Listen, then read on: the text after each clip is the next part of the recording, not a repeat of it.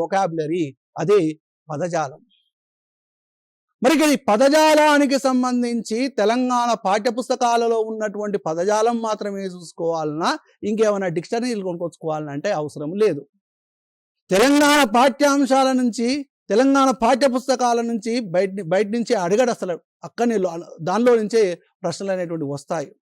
ఇంకొక ముఖ్య విషయం ఏంటంటే, పాఠ్యపుస్తకం వెనకాల మొత్తం అయిపోయిన తర్వాత వెనకాల అర్థాలు, నానా అర్థాలు, పర్యాయ పదాలు, ప్రకృతి వికృతులు, జాతీయాలు, సామెతలు వాటి గురించి ఇచ్చిర్రు. అవి చదువుకుంటే సరిపోతుంది. మిగతా అవసరము లేదండి. అంటే ఇందులో భాగంగా ఏమేమి అడుగుతున్నాడు అని అంటే, ముఖ్యంగా పదాలు అర్థాలకు సంబంధించి అడుగుతున్నాడు, నానా అర్థాలకు సంబంధించి అడుగుతున్నాడు, పర్యాయ పదాలకు సంబంధించి అడుగుతున్నాడు, నానా అర్థాలకు వెళ్ళి ఒక బిట్టు, పర్యాయ పదాలకు వెళ్ళి ఒక బిట్టు, ప్రకృతి వికృతులు అడుగుతున్నాడు, ఉత్పత్తి అర్థములు అడుగుతున్నాడు. ముఖ్యంగా తెలంగాణ ప్రాంతానికి సంబంధించి తెలంగాణ ప్రాంతంలో ప్రజలు మాట్లాడుకునేటువంటి పదజాలానికి సంబంధించిన ప్రశ్నలు అడుగుతున్నాడు. అంటే తెలంగాణ ప్రాంతానికి ఒక ప్రత్యేకమైనటువంటి పదజాలం ఉన్నది. ఇప్పుడు జిమ్మలు అని అంటాము.